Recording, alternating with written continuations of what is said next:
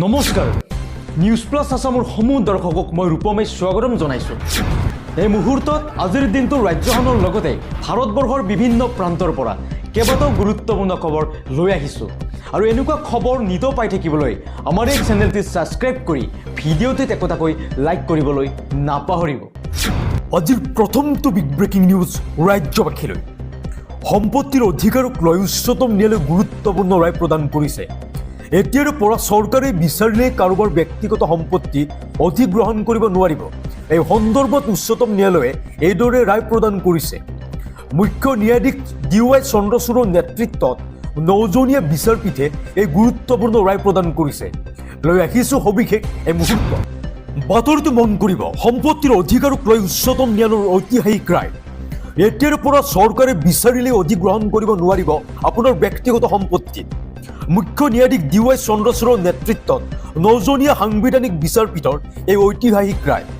আৰু সম্পত্তিৰ অধিকাৰৰ দাবী কৰি মুম্বাইৰ সম্পত্তি গৰাকী সংস্থাই উচ্চতম ন্যায়ালয়ত গোচৰ ৰুজু কৰিছিল আৰু এই গোচৰৰ শুনানি গ্ৰহণ কৰি উচ্চতম ন্যায়ালয়ে দিয়ে এই ৰায়।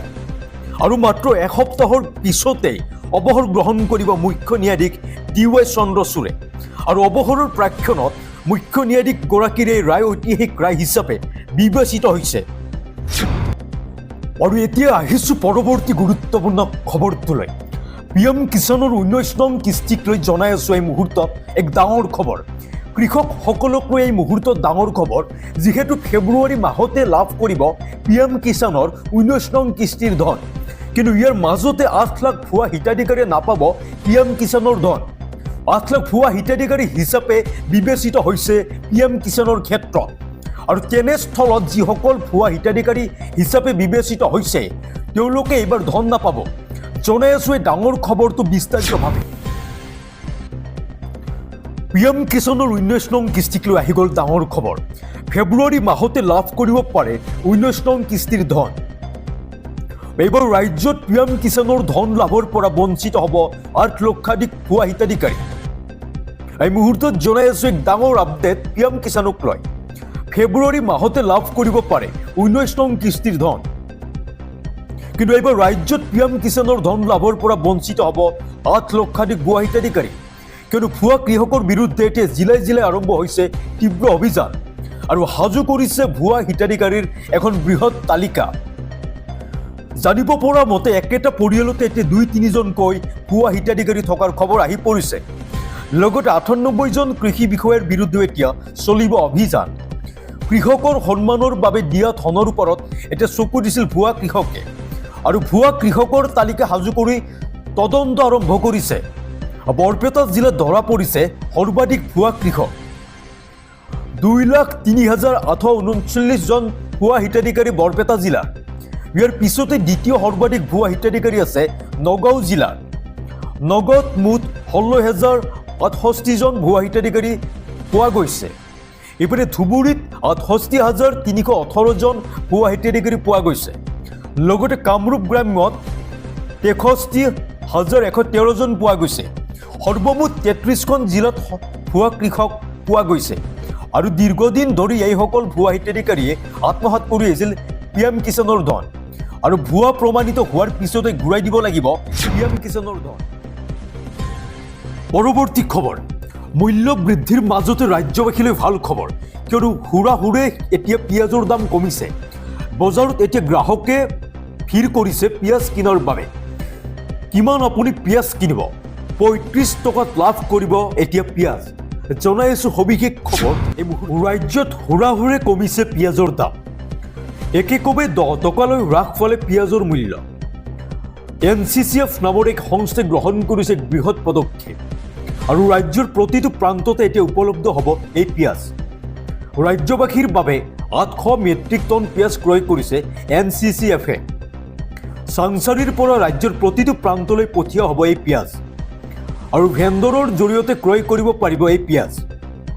35 টকা দৰতে ক্ৰয় কৰক পিঁয়াজ। পৰৱৰ্তী খবৰ, ৰাজ্যত পুনৰ উদ্ধাৰ হৈছে লাখে লাখে টকা আৰু এইবাৰ 500 টকীয়া নকল নোটৰ উদ্ধাৰ কৰিছে আৰক্ষীয়ে। আমিনুল ৰহমান লস্কৰ নামৰ এজন লোকে সৰবৰাহ কৰিছিল 5 লাখ টকা। আৰু এই 5 লাখ টকাৰ এই যি নকল নোট উদ্ধাৰ কৰিছে আৰক্ষীয়ে, সবিশেষ জনাই আছো ক'ৰ হয় ঘটনাটো। ৰাজ্যত পুনৰ লাখে লাখে নকল টকা। এবাৰ উদ্ধাৰ হৈছে 5 লাখ টকাৰ নকল নোট।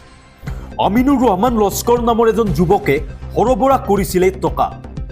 আৰক্ষীয়ে আটক কৰে আমিনুৰ ৰহমান লস্কৰ আৰু প্ৰণয় দেৱ নামৰ দুজন লোকক। আৰু গোপন খবৰৰ ভিত্তিত আৰক্ষীয়ে চলাইছিল অভিযান। মুঠ 5 লাখ টকাৰ নকল নোট উদ্ধাৰ কৰা হৈছে। আৰু জাল নোট চক্ৰই চলাই গৈছে জাল নোটৰ বেহা। আন্তঃৰাষ্ট্ৰীয় জাল নোট চক্ৰ জড়িত থকাৰো সন্দেহ ইয়াৰ লগত। পৰৱৰ্তী খবৰ, আপুনিও এডিআৰই পৰীক্ষা দিছিল নেকি? যদি আপুনিও এডিআৰই পৰীক্ষা দিছিল তেন্তে ভাল খবৰ আহিছে আপোনাৰ বাবে, কিয়নো শীঘ্ৰে প্ৰকাশ কৰা হ'ব এডিআৰই পৰীক্ষাৰ ফলাফল। ফেব্ৰুৱাৰী মাহত এডিআৰই পৰীক্ষাৰ ফলাফল ওলাব। আৰু ইয়াৰ উপৰি 10 মে'ত 35,000 নিবনুৱাক দিয়া হ'ব নিযুক্তি পত্ৰ। বাতৰিটো মন কৰিব, তৃতীয় আৰু চতুৰ্থ বৰ্গৰ পৰীক্ষাৰ্থীসকলৰ বাবে ভাল খবৰ। ফেব্ৰুৱাৰী মাহতে ঘোষণা হ'ব পাৰে ফলাফল। দুয়োটা পৰীক্ষাৰ ফলাফল ঘোষণা হ'ব ফেব্ৰুৱাৰী মাহত। এডিআৰই মৌখিক পৰীক্ষাৰ বাবে এটা পদৰ বিপৰীতে 2জনক বাছনি কৰা হ'ব। আৰু 10 মে'ত 35,000 নিবনুৱাই পাব নিযুক্তি পত্ৰ। ইপিনে মে' মাহত আকৌ এডিআৰই 3.0ৰ বাবে প্ৰকাশ পাব বিজ্ঞাপন। নিবনুৱা যুৱক যুৱতীসকলে পুনৰ কৰিব পাৰিব আবেদন। এই মুহূৰ্তত জনাই আছো এক ভাল খবৰ নিবনুৱাসকলৰ বাবে। শীঘ্ৰে সাজু কৰক নথি পত্ৰ, কিয়নো ঘোষণা মুখ্যমন্ত্ৰী ডক্টৰ হিমন্ত বিশ্ব শৰ্মাৰ। আৰু এতিয়ালৈ আহিছো ৰাজ্যবাসীৰ এক ডাঙৰ খবৰ। আমেৰিকাৰ নতুন ৰাষ্ট্ৰপতি হিচাপে ডনাল্ড ট্ৰাম্প নিৰ্বাচিত হৈছে। আৰু সেই সময়তে তেল এভিভৰ বিমানবন্দৰৰ অৰ্থাৎ ইজৰাইলত হাহাকাৰ লাগিছে আৰু হাই এলাৰ্ট জাৰি কৰা হৈছে। লেবানন ইজৰাইলৰ সীমান্তত উত্তেজনা বৃদ্ধি পাইছে এতিয়া, কিয়নো লেবাননৰ ফালৰ পৰা হিজবুল্লাই কেইবাটাও মিছাইল নিক্ষেপ কৰিছে তেল এভিভলৈ।